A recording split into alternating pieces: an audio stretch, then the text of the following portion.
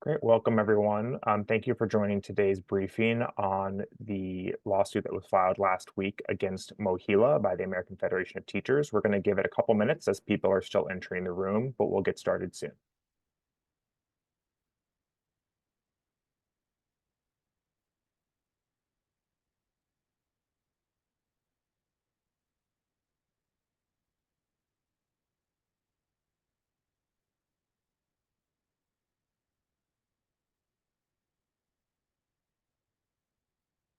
Again, if you just joined us, thank you for coming to today's briefing on the lawsuit against MOHELA. We're going to get started in just a moment once everyone's had a chance to log on.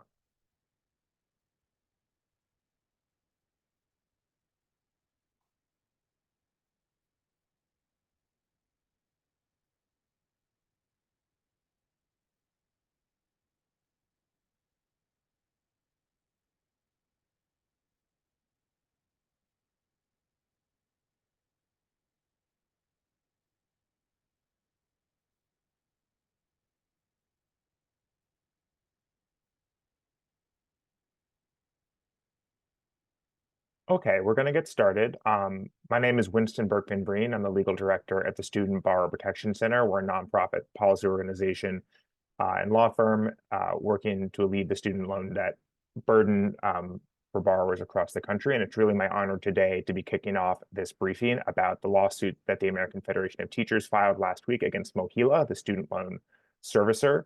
I'm sure you're all familiar with MOHELA, and we're going to talk more about them over today's briefing.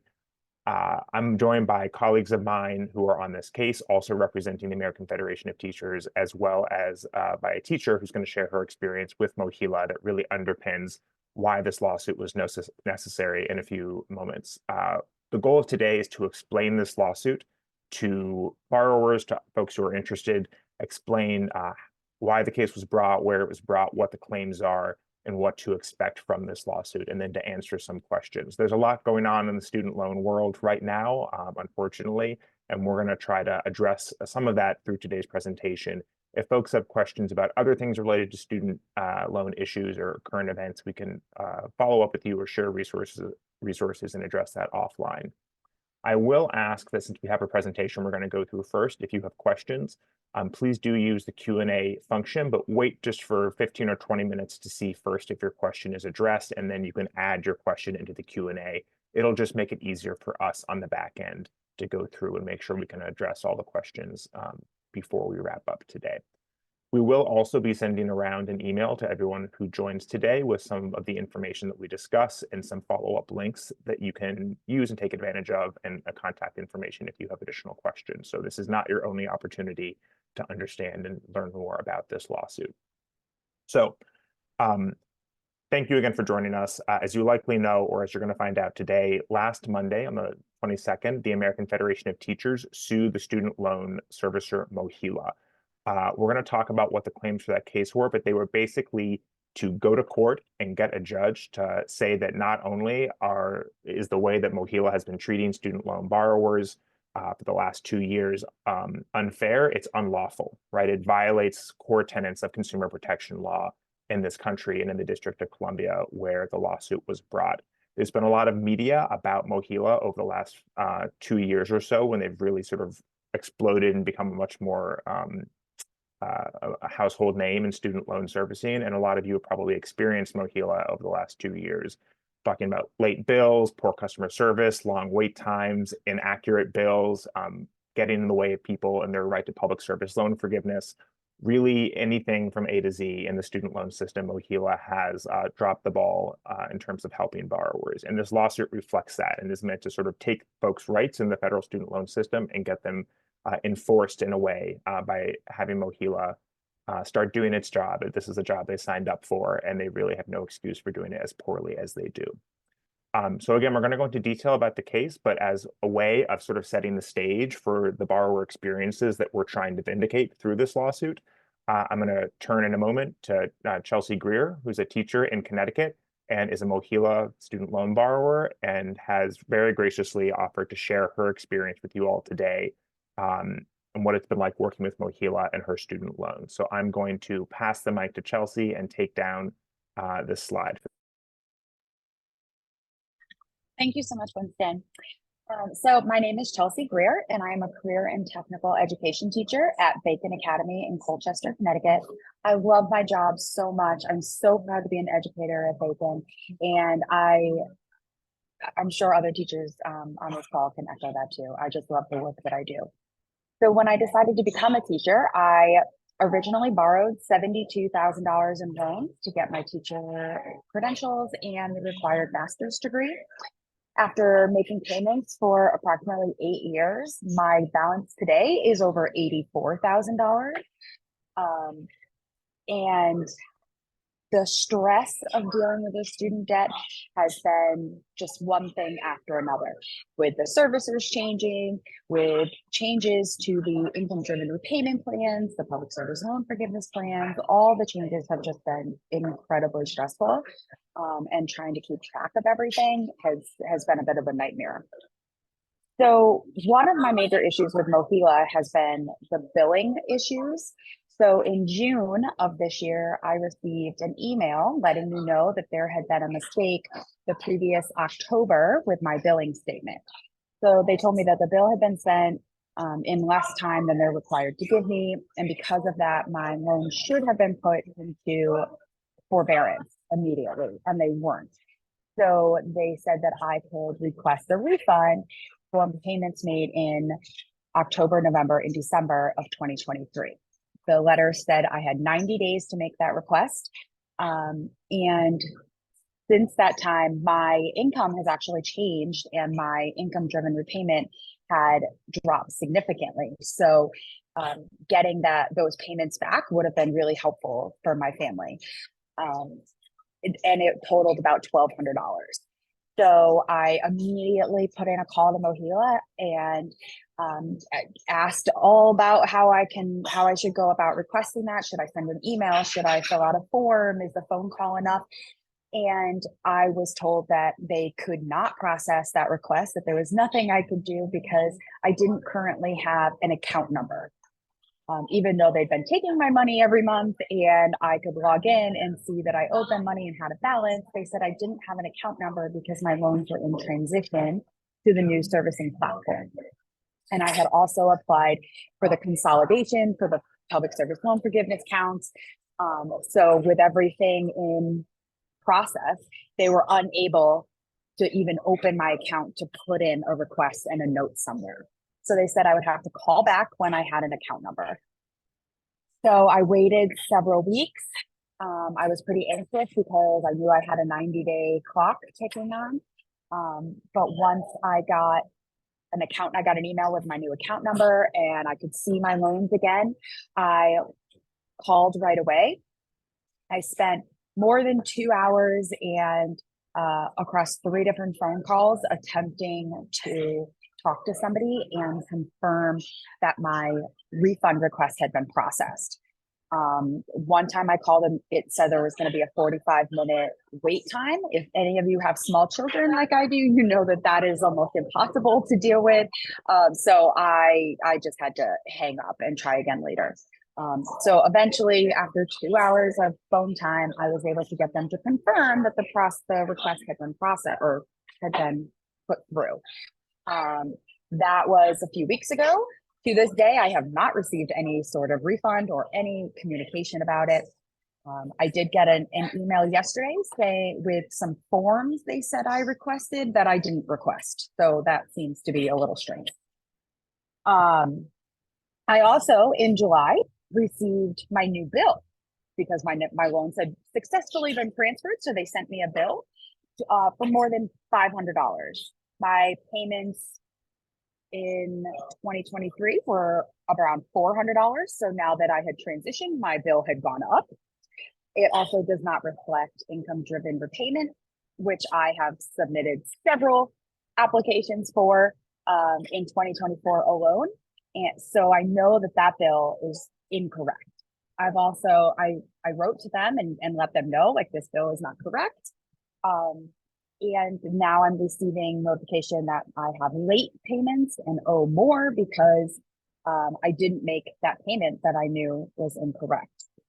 Also, because I was part of the SAVE IDR plan, right now my loans are supposed to be in forbearance. I shouldn't be making any payments at all. And they're asking for more than $500 a month. And at this point, my past due bill is over $1,000. I also have no way of seeing my PSLF count. I know that I should be within 2 years of being able to request forgiveness on my loans, and I have no idea where MOHELA thinks I'm at on that. There's nowhere for me to see what my payment count is. So that's pretty frustrating and pretty alarming to me, because I was really looking forward to seeing the light at the end of that tunnel. I just feel like this whole process, and I know I'm not alone in this, there's been a lack of confidence. I always feel like I have all these questions and I'm not sure, and it doesn't always make sense. And when I call, I don't hang up the phone feeling confident. I feel like the customer service representatives are doing their best. They're just people like you and me trying to do their job, reading scripts and reading what they see on the screen. But I feel like they don't have all the information either, and they can't see anything. So it doesn't feel like they're able to instill confidence in me. And this whole process is just so stressful. It affects my life at home. It makes it difficult for me to budget. I can't just spend money and not know if it's the right amount and if I'm ever going to get back anything extra that I pay, or if it's going to help pay off my debt. And it affects my career. I love teaching so much. It's my passion. It's what I'm supposed to be doing. I love my students. I'm in the minority when I say I can't wait to go back to school. I know that. But I do. I can't wait to get started again. And it makes it hard to be a teacher and continue in the field of education when you're dealing with the stress of student loans. So that's my story. Winston, I'm going to hand it back to you. Thank you so much, Chelsea. And I'm sure your story sounds just, all too familiar to other folks joining today and folks who couldn't even join today. I mean, it sort of is the laundry list, right? It's impossible to reach customer service representatives. When you do finally reach someone, they don't have the answer, or it doesn't seem like they know what they're talking about. You're not getting bills. You're getting bills for the wrong amount. You're supposed to be in a forbearance. They're still charging you, but somehow you're also late. You're an eligible candidate for public service loan forgiveness, and they can't tell you how close you are to forgiveness. It really is just every contact point interaction with MOHELA ends up creating some new problem or new headache. And not only is it putting borrowers like Chelsea's sort of loans at risk, right? Is she behind? Is she paying the right amount? Is she going to get her loans canceled? It's also just very destabilizing and emotionally distressing to have this uncertainty, to waste time, to not be able to focus on your family or plan financially, all of which Chelsea said so eloquently. So that was really an amazing foundation for the rest of the webinar today, of the briefing today. And I want to say that, so we're going to start talking about the case specifically. I'm joined by my colleagues from the National Consumer Law Center, one of the leading consumer agencies in the country for consumer protection, and from the law firm Slendy Gay, who both organizations are litigating this case on behalf of the American Federation of Teachers. And Slendy Gay has represented AFT before against student loan servicers trying to take advantage of members and consumers. So we're really lucky to have this team representing the American Federation of Teachers. So the genesis of this case, in a moment, I'm going to share my screen again, but just very simply is, everything Chelsea said is shared by millions of people across the country, right? And at a certain point, things weren't getting better, and the American Federation of Teachers basically said, like, enough is enough. Like, we need to go to court. We need to figure this out. It's not getting figured out itself. And so I'm going to share my screen, and there we go. And so on the 22nd, last week, in DC Superior Court, the AFT, our three organizations on behalf of the American Federation of Teachers, filed this lawsuit alleging violations of consumer protection law. And we're going to talk more about that. The lawsuit is based on a couple of different sort of investigations and fact-finding. One is just the public record. The second is reporting investigations that AFT and others have done, and then borrower experiences like Chelsea. And what that has revealed basically is a very particular story about MOHELA. It is a company that has been a student loan servicer for years. It's been servicing student loans for quite a while now, so it should know what it's getting itself into. But it has bitten off more than it can chew, basically. As you may recall, if you've been a borrower for a couple of years pursuing public service loan forgiveness, up until 2 years ago, a company called Fed Loan Servicing, or FIA, was the student loan servicer for public service loan forgiveness. When it left, MOHELA voluntarily took up that portfolio, and as a result, it really tripled in size in a very short period of time. But it didn't staff up in the way that it needed to accommodate that enormous increase in student loan servicing that it would have to do. And this was even before payments started to resume, and this was during the payment pause. And this is all public reporting as well.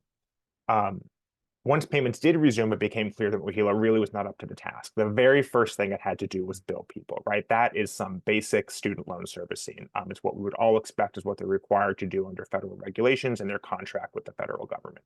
And it failed to do that for about a quarter of the people whose loans it services. 2.5 million borrowers did not get an on-time bill. And as a result, 800,000 borrowers in the country were behind on the very first month coming out of the 3.5-year-long payment pause. That is not a question of fact. The Department of Education, on behalf of whom MOHELA services these loans, effectively penalized it $7.2 million as a result of this initial failure to properly bill people and the effect it had on borrowers. Flash forward a couple of months, and MOHELA voluntarily gave up a big chunk of its portfolio. It clearly was not up to the task, and so it sort of surrendered back about 1 million borrowers to be dispersed to other student loan servicers. And on the one hand, that's a good thing. If it can't accommodate them, it should hand them off. On the other hand, that's borrowers are the ones who pay the price for that. They have to have their accounts transferred. It's confusing. They're getting handed off to another company. Many of you have probably experienced this. So that's really still something MOHELA did that is causing stress for folks. In the midst of this, the American Federation of Teachers and the Student Borrower Protection Center published a report called the MOHELA Papers. And this relied on previously non-public documents that were revealed using a public records request and just documented the internal workings of MOHELA as it was growing as a company and as it was preparing for repayments to resume last fall. It really substantiated what a lot of you all and borrowers had felt, that they were not up to the task, that their call centers weren't adequately staffed, that they didn't get bills out on time. It was one of the first public accountings of what people have known on a personal level for a couple of years. That resulted in a congressional hearing. Senator Elizabeth Warren called on MOHELA to come to a hearing and sort of account for itself, and a variety of other people, including an AFT borrower, came and shared their experiences, but MOHELA declined to go to that meeting. So they still had not been really held accountable for their conduct for years, but leading up through to the current time. One thing that the MOHELA papers did reveal, which again we heard reflected in Chelsea's story, many of you have experienced, is a tactic they use called call deflection. Call deflection is basically a strategy that MOHELA uses to minimize the number of people who can reach a live customer service representative. That way they don't have to staff up as much as the demand that people have. Instead of sending you to a live customer service representative, they either keep you on hold for a long time, or they send you to online or phone-based sort of self-help options. Now, for some people, that might be fine. If you just want to know your balance, sure, that's fine. But let's go back to Chelsea's story, right? Everything she mentioned really required speaking to someone. Like, she had to talk to someone and understand her option. She had to ask for her refund. She had to confirm that her refund request was accepted. She's now getting billed $500 more. Those are not simple things that you can just go and click a button and hear a recorded voice tell you your balance. Because of this call deflection, it's harder for her to reach a live person. And you heard that in her story, right? You've all experienced this. 2+ hours of phone time just to get a simple answer. The call deflection that MOHELA uses, unfortunately, is even more problematic because the resources it's sending to people to instead of a live representatives are often not working or insufficient. You also heard from Chelsea that for a little while there, she didn't have an account number, right? How can she self-help her own account when she doesn't even have an account number to reference? Many of you have also probably experienced a blackout period where you actually can't even access your own records.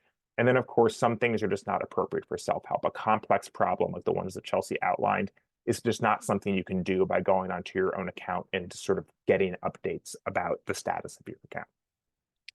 And, this was done knowingly. We sort of see a quick email image here just of one of the lawyers at MOHELA just acknowledging that call deflection doesn't sound great, right? It's not. It's the opposite of customer service. It's a customer disservice, right? They're really not helping people out, and they did this knowingly, and the results are a burden to all borrowers, just as Chelsea described. And then this was really borne out by experience, right? These are just a couple quick images to really reflect people going to the internet and sharing their experience with MOHELA. Clearly, this company was not up to the task of handling the loans and doing the billing and everything, but also of just communicating with people. Student loan servicers are often borrowers' primary, if not only, point of contact with respect to their loans, right? It's really not okay for them to be so inaccessible. And it's doubly not okay to be so inaccessible when they are so bad at their job, right? It's insult to injury that so many people need to get in touch with MOHELA because of problems that MOHELA caused. And sometimes it's not even just the access, it's misinformation. This image is a little bit hard to read, but basically someone is saying, if I consolidate my loans, am I going to lose PSLF credit? And the answer to that today should be no, you won't. In fact, there's many good reasons to consolidate your loans, and you can maximize your PSLF credit because of things that the Biden-Harris administration are doing to improve that program. But the very last thing that this chat customer service person says is your time for PSLF, if you do consolidate, will start from zero. That's just factually not true, right? So people are struggling to reach MOHELA, and when they do reach them, they're getting bad advice, and that only compounds things. So there's this bad experience of poor servicing and harmful servicing that millions of borrowers, and probably most of you on today, have lived through the last 2 years. And what this lawsuit does is that translates that into legal claims that the AFT is bringing in court. So I'm going to hand it off to my colleague Matt at Selendi Gay, one of the law firms litigating this case, to talk about what the actual case looks like and how the experience of millions of borrowers across the country is being translated into court in Washington, D.C. Great. Thank you so much, Winston, and thank you to Chelsea as well for being here. As Winston said, my name is Matt. I'm one of the lawyers at Selendi Gay. Along with NCLC and SBPC, we represent AFT in this lawsuit. And we're just so happy to be here with all of you today, even under these pretty unfortunate circumstances. So as you see here, this lawsuit lays out in detail the shocking abuses that MOHELA inflicts on borrowers every single day. Many of the claims that you see listed here are probably far too familiar to the borrowers on this call right now. I won't read them all aloud, but just as an example, it's been well documented, as Winston touched on earlier, that MOHELA has failed to send billing statements on time. At one point, MOHELA used the wrong federal poverty guideline number to set the IDR, resulting in inaccurate payments going out. I mean, this is not complicated stuff. This is not rocket science. This is the bread and butter of what a student loan servicer should be doing. And MOHELA repeatedly, time and time again, fails to do it. And as Winston noted, the Biden-Harris administration actually withheld $7.2 million in payments to MOHELA because of its egregious bad acts.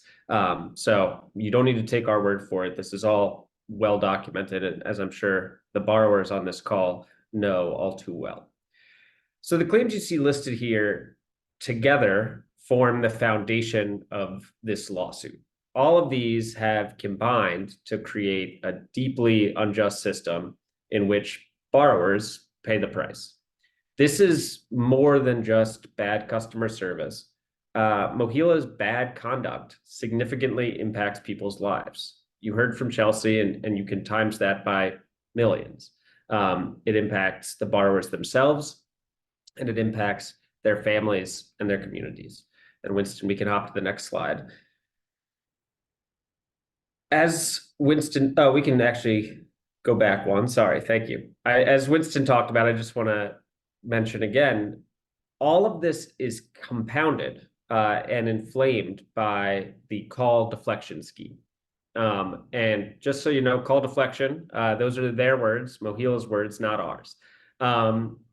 And I know Winston spoke about this briefly, but any of you who have ever tried calling MOHELA know that it can be just a deeply frustrating experience.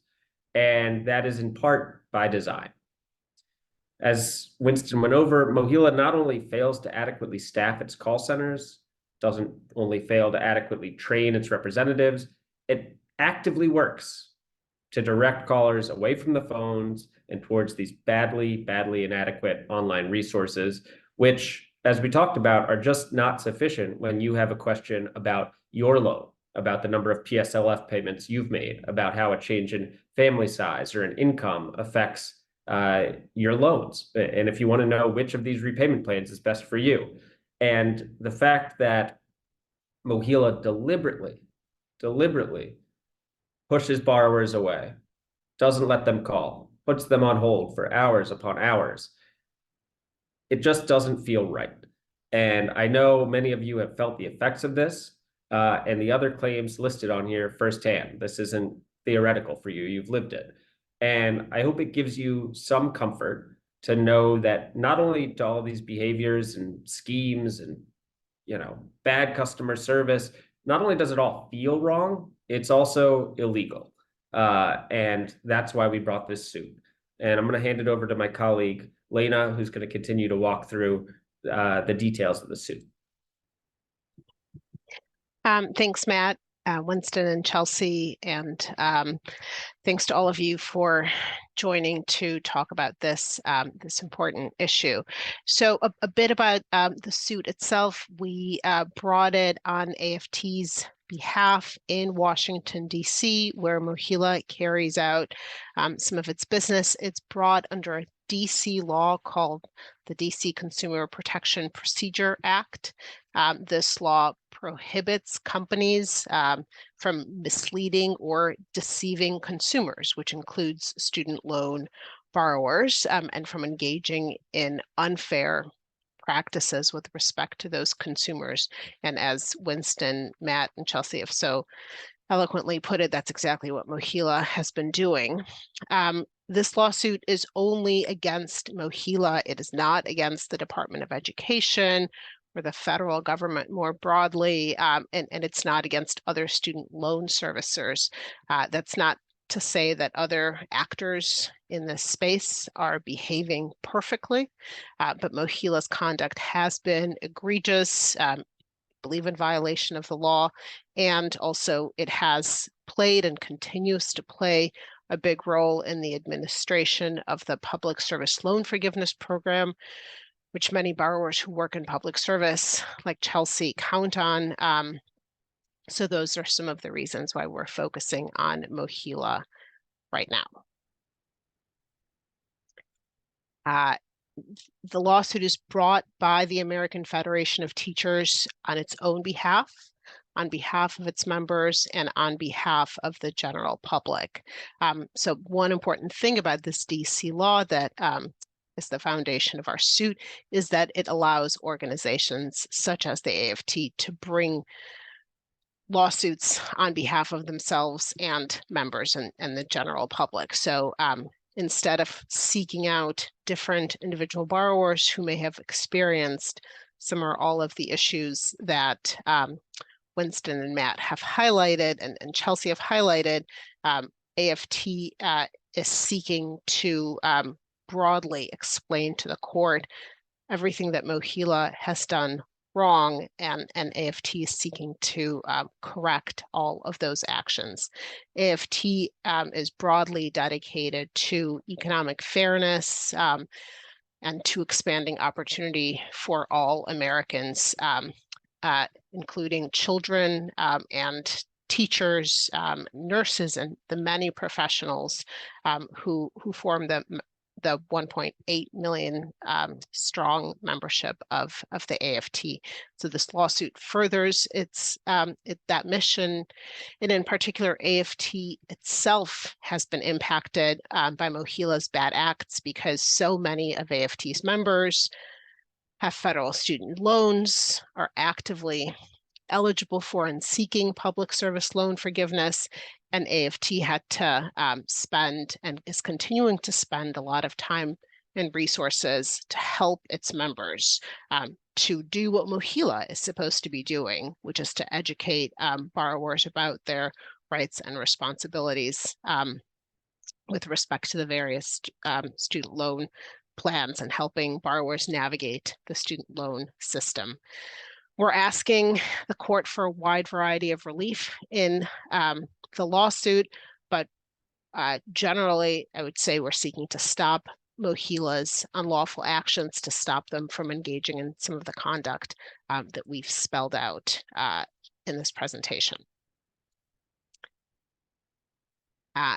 I'll clarify that this lawsuit is not a class action, that individual borrowers are not a part of the case. They're not plaintiffs, but of course, as you can see from the complaint, we've shared some individual stories like Chelsea's, because at bottom, this case is about the impact that MOHELA's conduct has on people's lives, but it is not brought on behalf of any specific individuals.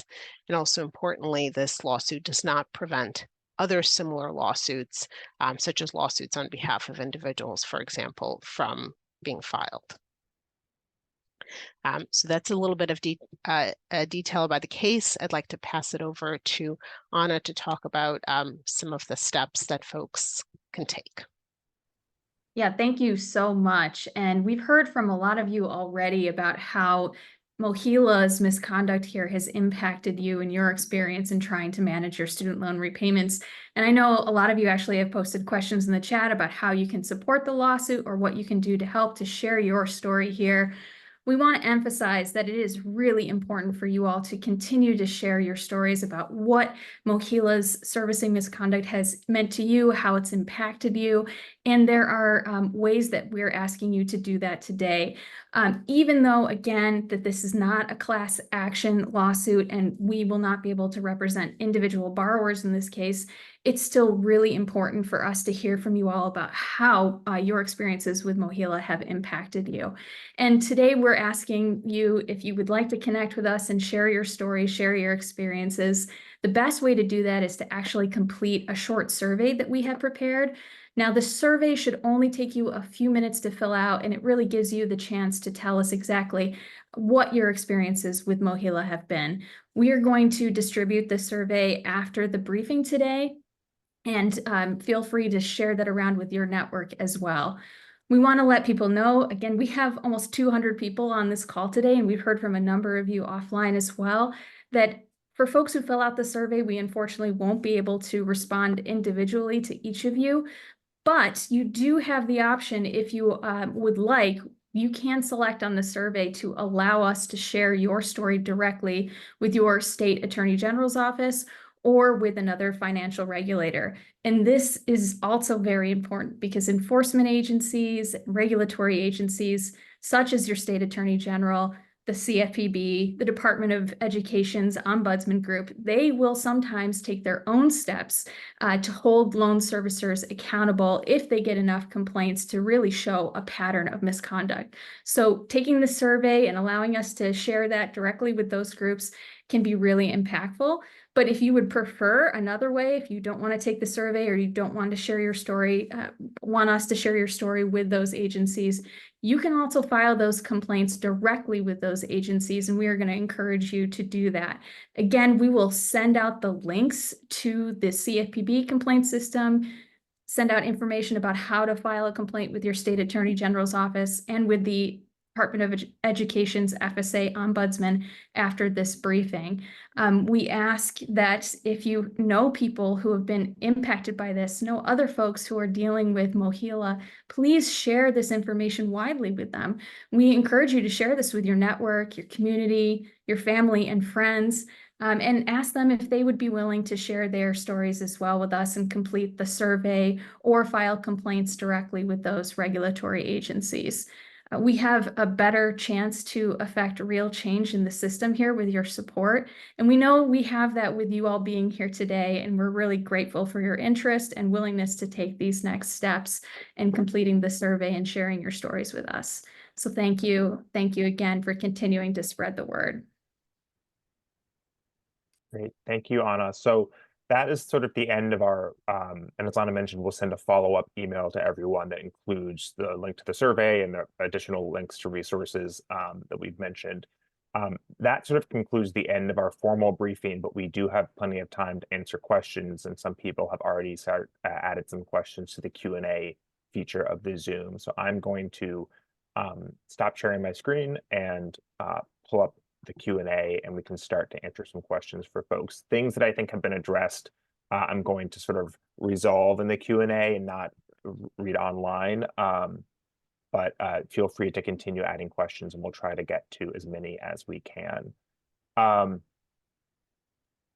So there's a sort of a theme of questions that I'll just, try to address together. A couple of them, as Lena explained, this is not a class action where a couple of individual people represent a group of people experiencing the exact same thing. This is AFT under the DC law representing the interests of the general public and of its members and itself. So the relief that it will get, it's able to embody the unlawful conduct that everyone has experienced and go to court to try to get that unlawful conduct stopped without having to have the hyper-specific finding individual people who have experienced bad practice A versus bad practice B versus bad practice C. So in terms of people asking if they can join the class action or the status of the class action, there's the possibility someone can still bring a class action. This doesn't prevent it, but this lawsuit is not structured that way, although it is still going after the same bad conduct. So to that end, you don't have to be an AFT member to potentially benefit from this, but the benefit is MOHELA ceasing its unlawful conduct and treating all the accounts that it services properly and lawfully, and giving them the attention that they need. So the lawsuit is not just limited to AFT members, which is a really nice feature of the DC law that it allows for that. And then another theme of questions is how can people in the union or not in the union support the case? And as Anna said, any of you can fill out the survey and share the survey and either give us permission and information to use or to pass off this information to law enforcement agencies that represent where you live. Some people are noting that other student loan servicers at Financial Advantage do something similar and are asking, whether those companies will be sued or whether they should transfer their account away from MOHELA, because MOHELA is the one being sued now. So we can't give individualized financial or legal advice without sort of, to a group like this. As Lena said that, I think it was Lena that, we're not suing MOHELA because every other company is perfect. It's just that there is a particular nexus with the public service loan forgiveness and MOHELA's high profile failures that made this lawsuit appropriate. So, I guess that's a long way of saying, we can't necessarily advise that you switch from one company to another, and we recognize that all of them have their own problems. Sharing your experience, filing complaints, as Anna outlined, is a way to make sure all of these companies are ultimately held accountable. And setting a really strong standard through this lawsuit with one of the companies can trickle down in terms of how the Department of Education continues to work with the other companies. We will follow up with the information from this call, from this briefing, which is one of the questions. How long will the case go? So we filed the lawsuit last week, right? When anyone gets sued, they always have an opportunity to respond to the lawsuit. They can, they can appear in the court, file a formal response, and MOHELA has the opportunity to do that. We expect a response in the next few weeks. We don't expect much before then, so it's totally normal that we would have filed it last week and haven't heard anything at this point. But litigation takes a long time, right? And so there's many things that can happen. We are prepared to overcome any defenses they raise and are confident about the lawsuit that's been filed on behalf of the AFT. But litigation can take, close to a year to several years, right? So this is not something where we might learn some really damning things about MOHELA sooner than an outcome, but the actual judge's decision is not something we should expect in the coming weeks or months, just because litigation takes a long time. And I don't know if any of my colleagues want to speak to that, but it is definitely a something that we'll have to stay tuned for and keep you all posted on, but not something that you're going to hear about in the coming days for sure. There is also I'm just reading some of the other questions.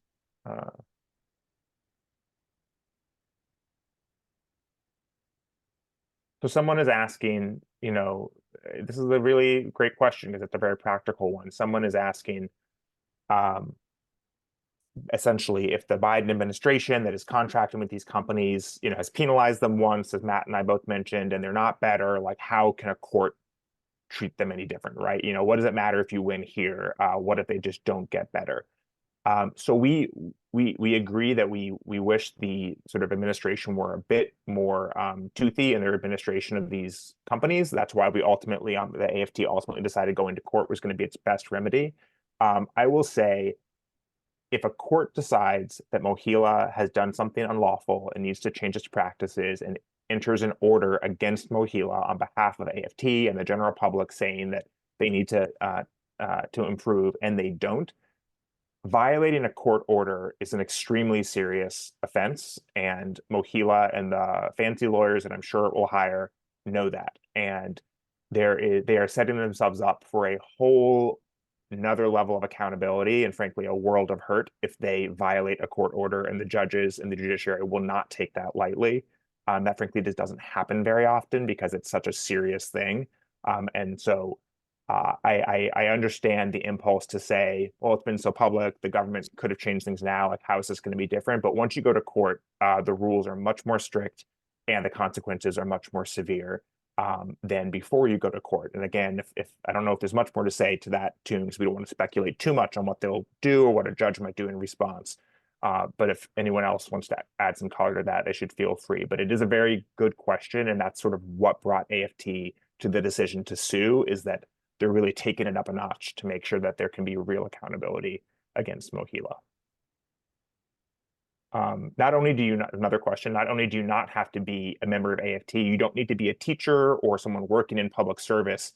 The goal here is to have AFT's practices reformed comprehensively, right? They're not gonna, the goal is not to have them create sub procedures or standards for the accounts that it services for people who are teachers or AFT members. Is that this company across the board operates unlawfully, unfairly, and that when that is better, everyone whose account is with MOHELA should experience better student loan servicing and should certainly stop experiencing unlawful student loan servicing. There's a couple questions about, why not a class action? Will there be a class action? I'll just sort of, there could certainly be a class action lawsuit. That is, this lawsuit doesn't in any way prevent a class action lawsuit from being filed. The reason, as Lena touched on, that this lawsuit isn't structured as a class action is because we wanted to include the entire breadth of all the things that MOHELA does wrong. And as you heard from Chelsea, and as I'm sure you've all experienced, that's a lot of things, right? In a class action context, you need to find individual people who have experienced either individually all of them or one part of them, and then find someone else who've experienced another part of it. And although we've experienced and you've all experienced that this is a widespread practice, it can actually be very hard to find that set of people who all are in this case, the same jurisdiction, Washington, D.C. And so it's very administratively cumbersome to have this broad a lawsuit in a class action format. Any one of these things could be peeled off and brought as a class action, but to tell the full story and get relief that might cover the gambit of MOHELA's conduct is very difficult if you're relying on individual people to be the plaintiffs. And so there was something very simple but powerful about having AFT be the plaintiff for this lawsuit. But again, it doesn't prevent anyone from bringing a class action lawsuit.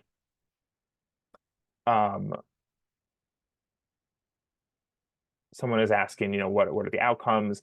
The outcomes are, first and foremost, having MOHELA completely cease its unlawful conduct, and the court will help define what that is, right? And so, this is not just about any one small part of their conduct, but really making sure that going forward, they don't continue to send inaccurate billing statements, don't continue to lose people's account numbers so you can't call and actually get help when you need help, right?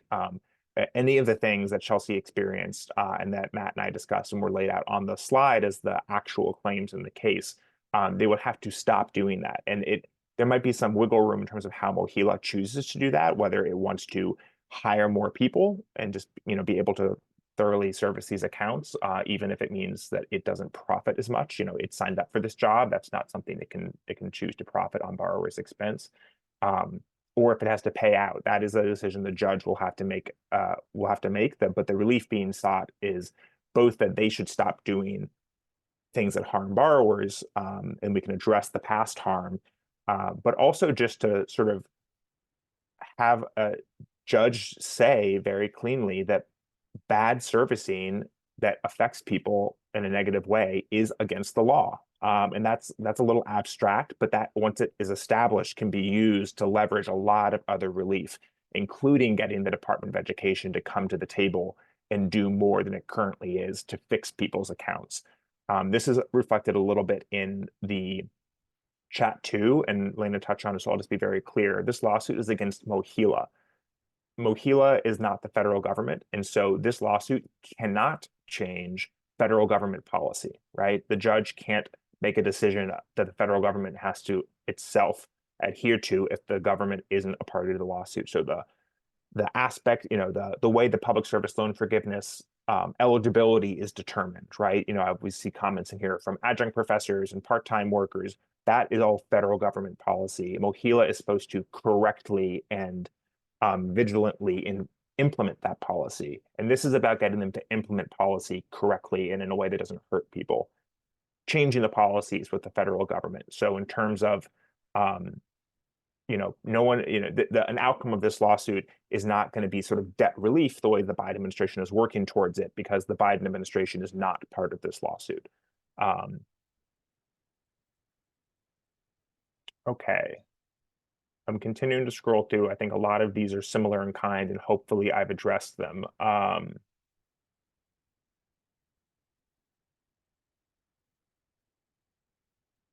And we are taking the law that is being enforced, and this is another reason why filing in DC was a strategic choice, is extremely broad and extremely written in a way that is meant to be very favorable and very comprehensive. And so with Solendi Gay, with NCLC and Student Bar Protection Center, the AFT is seeking an aggressively maximal interpretation of that law and really trying to get the most relief and the most accountability for MOHELA that is possible in this lawsuit. And someone's asking just for clarification on the survey. Yes, the survey is just about trying to get a tool to help you share your experience with MOHELA. It somewhat tracks to the lawsuit, but there's a space where you can also just share your experience. It's not specific to AFT. It's not specific to teachers. It is, again, the folks who stand to benefit are anyone with a MOHELA account, current or recent. A lot of people have been transferred recently, and you didn't transfer your sort of, you know, your story is still relevant. So you can share that. Again, it does not matter if you are working in public service, private sector, AFT member or not. This is relevant for you.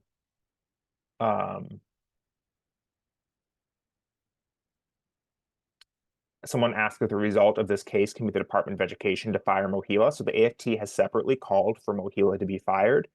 Again, it wouldn't be the result of this case necessarily because the judge said to do it, but this might be another factor that the Department of Education considers when determining whether or not it's appropriate to keep MOHELA as a student loan contractor. And the Department of Education might decide it is time to fire MOHELA, and the fact that the AFT had to go and sue them in court in DC might just be something that adds to that decision making, but it wouldn't be a result in the sense that the judge sort of orders them to be fired. That's pretty unlikely. Someone asked, you know, what do you do when you file a complaint and you get closed without a response? That's a very frustrating scenario. I'd say at an initial point, you know, fill out our survey, let us know. That's helpful too, just because understanding the rigmarole people have had to go through can be part of this. The shorter answer though is, you know, filing it again. Both Anna and I used to be legal aid attorneys, and we represented people with this frustrating scenario very often, and sometimes you just have to be vigilant. The point of this lawsuit is hopefully to go upstream from that and just prevent, you know, get rid of the need for you to file a complaint at all. We'll share the survey by email again. I'm just seeing some additional questions about that. Yeah, if you signed up for this Zoom, it'll be the email that you used to sign up will be the means by which we're sending it. We will include some general resources in that about public service loan forgiveness and your payment options. I'm seeing just sort of general loan questions, which I totally understand, but I think are better addressed in our follow-up information.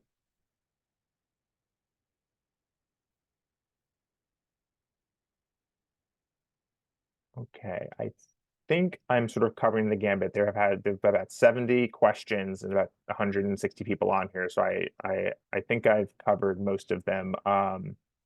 Some of these are specific individual circumstances, and again, I would just ask that you fill out the survey that Anna mentioned.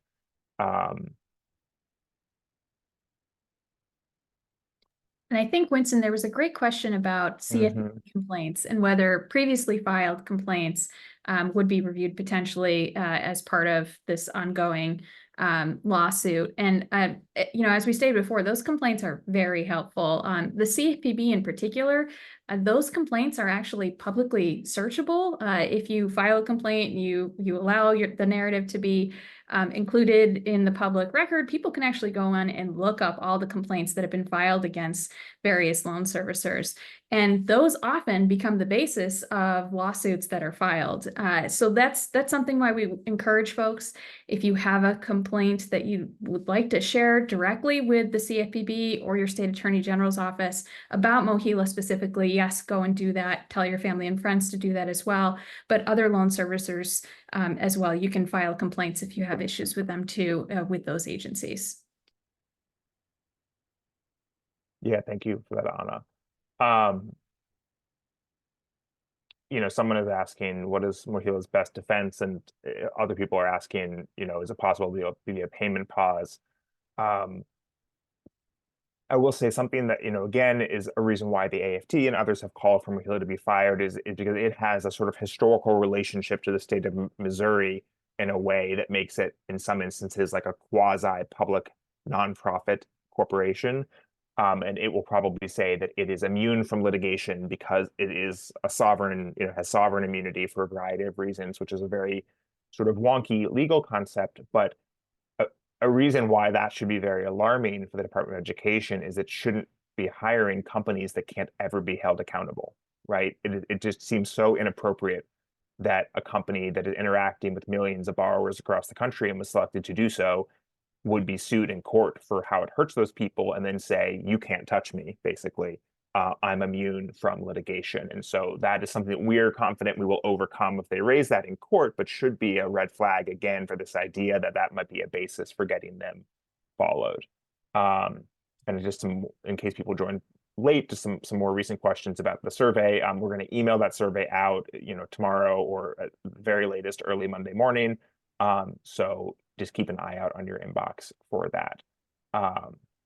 Also, I've seen versions in there of, I've filed complaints or I've reached out to my congressperson and things just stay the same. And we hear you on that. And we understand just how frustrating that is. It can seem like you're filling out an online form or sending a letter, or making a phone call, and it doesn't go anywhere. But it does matter. All of this adds up. And when everyone is putting in these complaints, when they're keeping track of how long they've been on hold and putting it in a letter or an email to their congressperson, this does add up, and your voice on this really does matter. I know it can feel like it doesn't, but it does.